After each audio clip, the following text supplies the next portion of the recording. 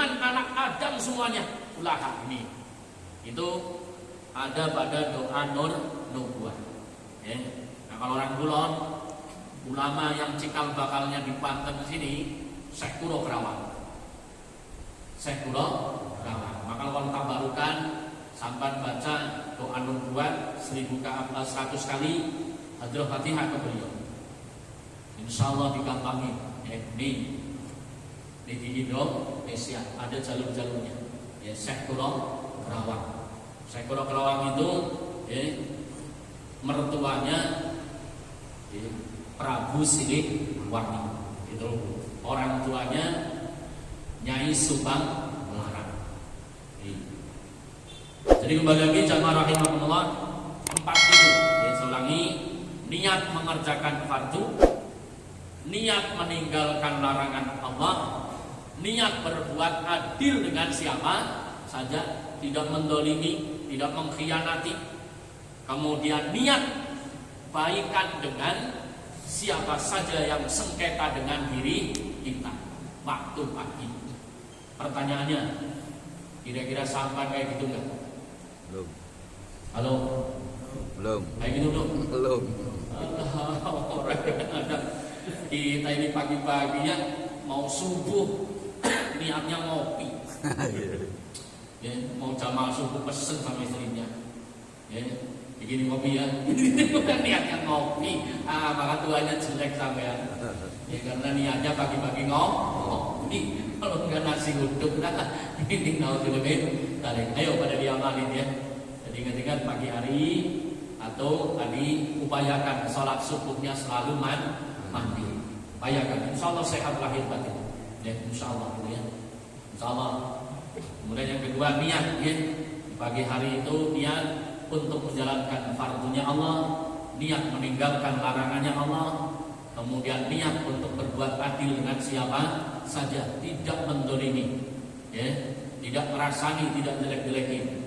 Kemudian yang keempat, niat untuk baik dengan siapapun.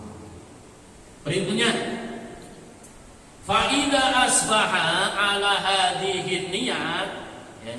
Lalu apabila memasuki pagi hari atau subuh dengan niat seperti ini, ya, ini arju ayyakuna minas salihin, ya, maka ya, saya berharap, kata Syekh Abdul Lais, ya, kata beliau, saya berharap itu ayyakuna bisa menjadi minas salihina wal muflihin, menjadi orang salih dan orang yang beruntung. Termasuk minta keberuntungan itu di dalam kitab namanya Al-Adhkar. Ya, mualifnya Imam Nawawi. Jadi kalau sampai dengar azan, ya.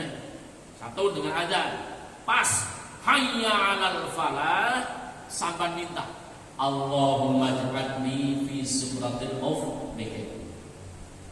Allahumma ja'alni fi sumratil muflihin.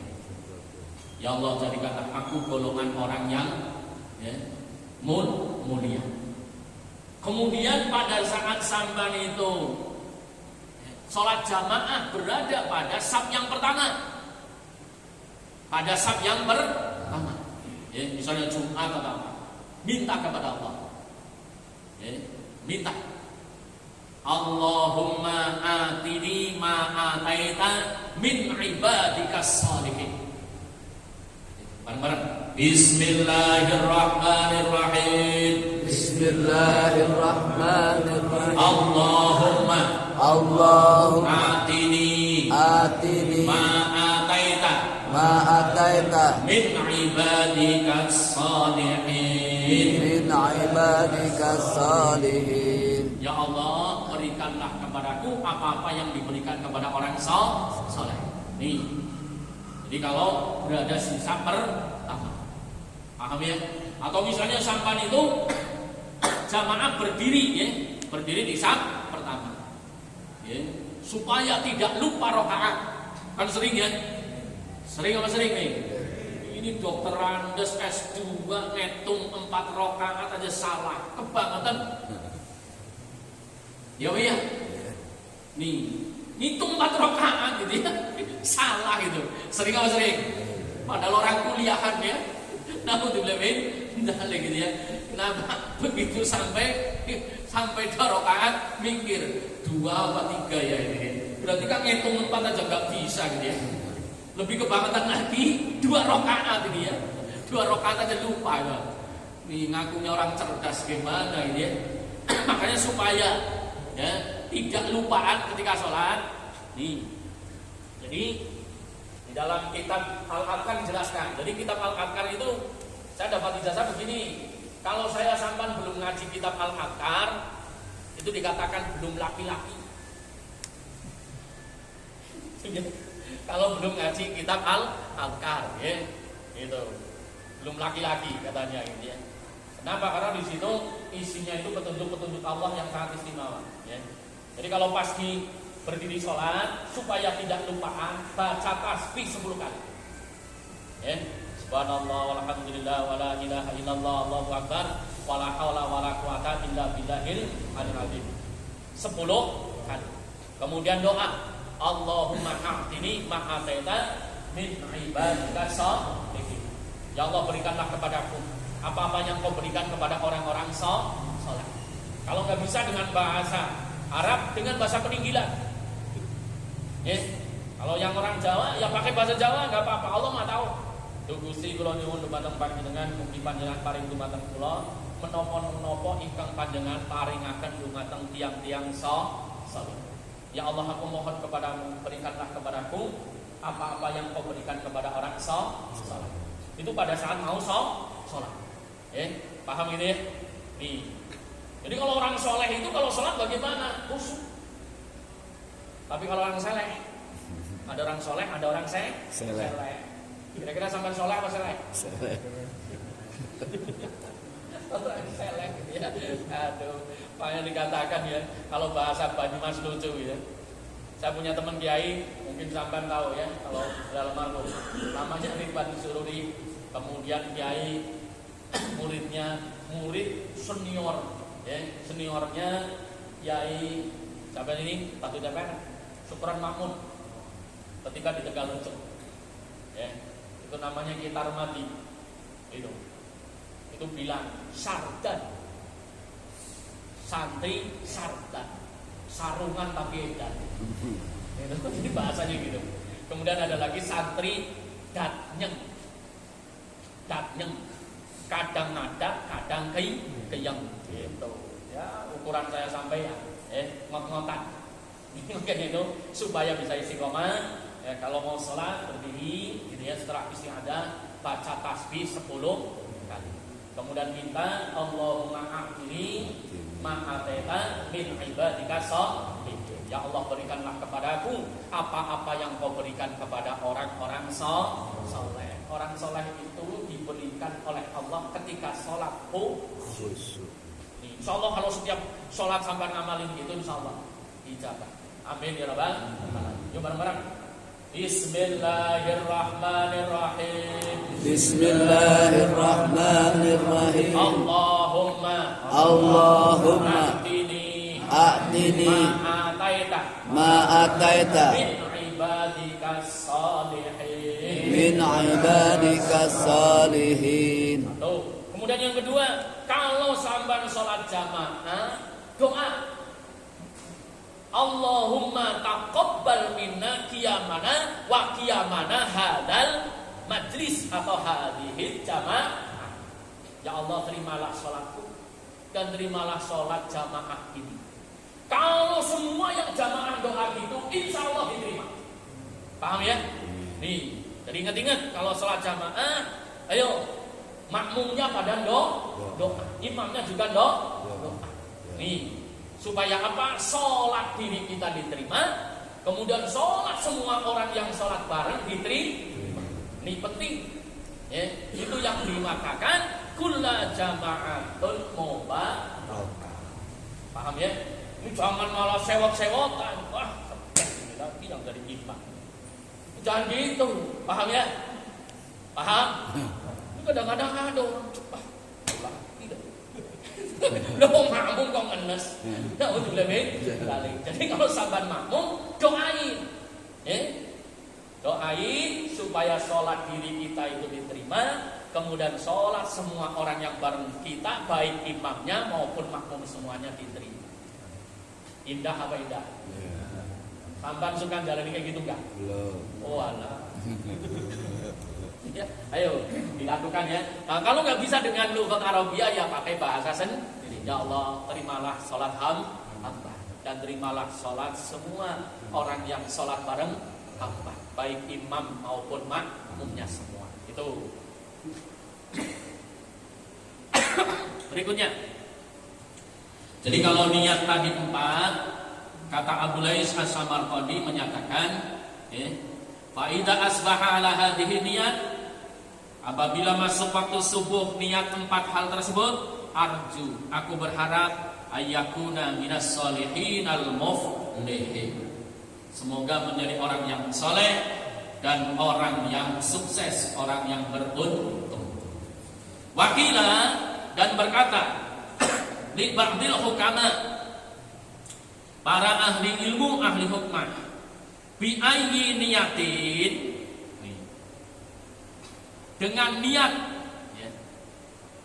yakumur rajul an firashihi,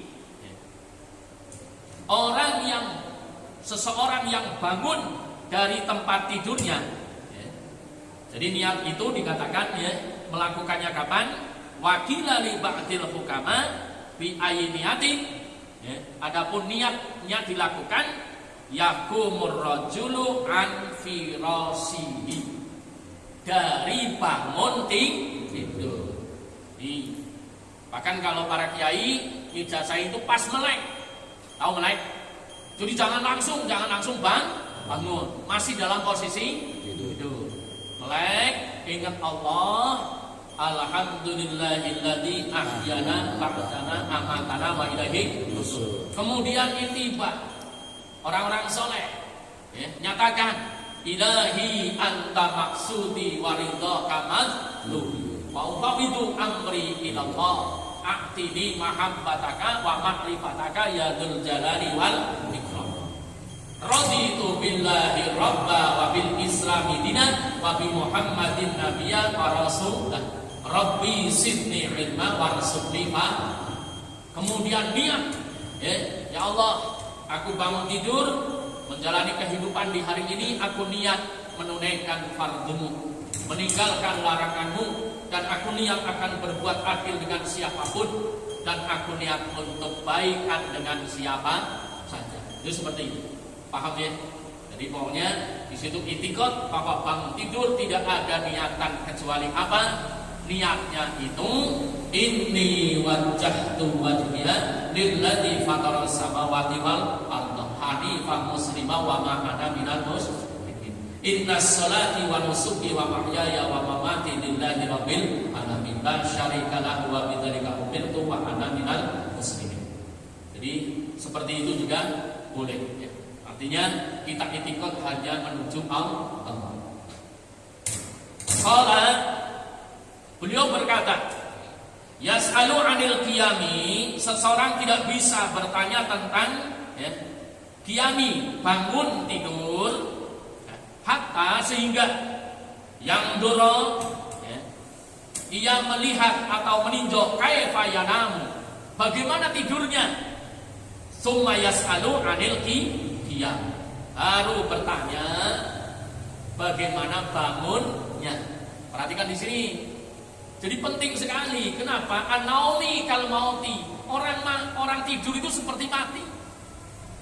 Latihan mati. Ya Allah. Kadang-kadang saya sampai pelor ya. Nempel gitu. Jadi dikatakan di sini ketika kita bertanya tentang bagaimana bangun, semestinya kita ini membahas bagaimana tidurnya kita. Ya Allah. Jadi kalau mau tidur, ini penting di dalam kitab Bidayatul Hidayah itu ya, itu niat beribadah kepada Allah, niat menjalankan perintah Allah. Itu. Bismika Allahumma ahya wa bismika wa nih. Jadi kalau kita sudah sadar bahwasanya dengan menyebut nama Allah aku ya, nih hidup, dan dengan Allah aku mati. Monggo diperhatikan. Aduh, kebanyakan ya tidur ngakepin HP. Ya be ya. Ya be ya. Nauzubillah min. Ya. Makanya kalau guru-guru saya wasiat 3 hal ini ya. Kalau mau tidur, satu diantaranya ya, 3 hal ini jangan ditinggali.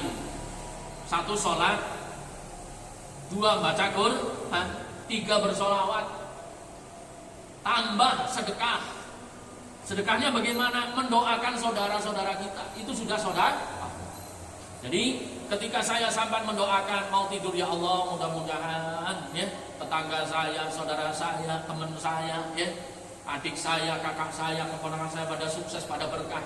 Itu sudah kok. Sudah kok. Gitu. Jadi kalau mau tidur itu ingat. Ini jangan sampai tidur bawa malah. Ada tidur bawa marah. Dari kita tidur, aduh, makanya ada orang tidur mimpinya dikejar-kejar anjing. Ya. Nih, jadi kalau orang-orang soleh itu mimpinya langit, langit loh. Kalau saya sampai seringnya kok ya Allah, comberan ya. Aduh, orang tidur kok jatuh dari tempat tidur, kenapa? Mimpi dikejar-kejar anjing. Itu coba di situ ingat-ingat ya. Itu sholat, baca Quran, baca sholawat, tambah sodakoh. Nih, subhanallah. Kenapa? Karena di situ dikatakan qala. Beliau berkata, la yas'alu 'anil qiyam. Jangan kamu bertanya bagaimana kamu bangun, hatta yang dulu, hingga kamu melihat kaifa yanamu, bagaimana kamu tidur. Tsumma yas'alu 'anil qiyam, baru kamu bertanya bagaimana bangun. Di dalam kitabnya Imam Nawawi Al-Adkar juga dijelaskan. Kalau orang itu tidurnya niatnya bagus, caranya bagus, bangunnya waras. Ingat-ingat nih, kalau tidurnya bagus, maka bangunnya waras. Gitu, ngerti waras? Waras itu kaitannya dengan otak. Kalau orang Tegal mesti ngerti kewarasan. Ini. Tapi kalau niat tidurnya itu gak bagus, bangunnya pun gak bagus. Sehingga apa? Sehingga pribadinya itu menjadi jelek. Satu di antaranya kejelekan yang datang di akhir zaman pada generasi kita ketika bangun tidur kena penyakit kasal. Ingat ini, malas, kasal. Ini naudzubillah min dzalik. Jadi penyakit malas. Kadang dibangunin katanya nyawanya belum nyambung. Naudzubillah min dzalik gitu. Males banget ya. Nih. Kemudian malal. Malal itu bosenan. Ingat-ingat ini penyakit, 3 penyakit ini dahsyatnya luar biasa. Males, bosen. Kemudian satu lagi, tulul amal. Nih, 3 ini perhatikan baik-baik, terutama putra-putri saya sampean, jangan sampai kena kasal, malal, tulul amal. Nih, males, bosenan, panjang angan-angan. Kerjaannya main HP, tapi kepengen kaya raya, matinya husnul khotimah. Angen-angen enggak? Iya. Ini bocah sekarang ini banyak kayak gitu. Naudzubillah min dzalik. Ya iya coba. Kemudian sekolah juga kayak gitu, belajar enggak, kepenginnya nilainya cakep. Sampean gitu deh. Alhamdulillah. Makanya silakan ya, perhatikan baik-baik. Penyakit saya sampaikan di dalam kitab Al-Hikam dijelaskan ya. Kasal itu malas. 2 malal. Bosen. Ketiga tulul. Itu bisa terjadi ketika tidur dan bangunnya enggak bagus. Nauzubillah min dzalik. Saya tutup. Faman lam ya'rif kaifa yanamu la ya'rifu kaifa yaqum. Barang siapa tidak paham bagaimana cara tidur yang benar, maka dia pun tidak akan bisa bangun dengan benar. Nauzubillah min dzalik. Kalau misalnya tidurnya aja enggak ingat Allah, bangunnya juga enggak ingat Allah. Kalau tidurnya nggak niat baik, bangunnya juga nggak baik. Ada yang bangun itu sampai pendung-pendungan sapu sama istrinya. Alhamdulillah, coba direnungi. Itu perhatikan di situ. Faman barang siapa lam ya'rifu, yang tidak paham kaifa bagaimana yanamu, cara tidur yang baik, la ya'rifu, maka tidak akan paham kaifa yaqumu, bagaimana dia bangun. Pun demikian kalau saya sampai nggak ngerti bagaimana cara mati yang husnul khotimah, maka nanti bangun dari kubur jangan-jangan celaka. Kita harus ngerti bagaimana caranya husnul khotimah. A'udzubillahi min dzalik. Caranya husnul khotimah 3. Taat jadi taubat, cepat-cepat pada taubat. Yang kedua yaitu anasyatul ibadah, ibadahnya ditata yang bagus. Kemudian yang ketiga, qanaatu bima qasamtahu Allah taala walau qalilan. Pada yang terima pemberian Allah Subhanahu wa taala walaupun sedikit, disyukuri. Disyukuri supaya apa? Tidak tertipu oleh setan, tidak tertipu oleh iblis dan bala tentaranya serta orang-orang kafir. Kita ini hendaknya di dunia terima. Kenapa? Kemuliaan orang beriman itu nanti di akhirat. Karena orang yang beriman dikatakan, ya, ad-dunya sijnul mu'minin. Dunia ini penjara bagi orang-orang mukmin. Tapi apa? Wal jannatul kafirin, surganya orang-orang kafir. Orang-orang yang ingkar kepada Allah di dunia ini pada enak-enakan. Kenapa? Ya? Perhatikan, mau gandeng istri orang, ya, nggak masalah. Mau melakukan hura-hura, nggak masalah. Itu orang-orang yang ingkar kepada Allah. Tapi kalau orang-orang yang beriman, subhanallah, dikasih rezeki, tidak boleh dinikmati sendiri. Ada sedekahnya, ada zakatnya. Coba, subhanallah di sini. Makanya ingat-ingat, bagi orang-orang yang beriman, dunia ini penjara. Tapi bagi orang kafir, dunia ini surga. Di surganya kita nanti di akhirat. Amin ya rabbal alamin. Demikian sampai sini, mudah-mudahan kita bisa melanjutkan. Saya mengingatkan, insya Allah ya, pekan yang depan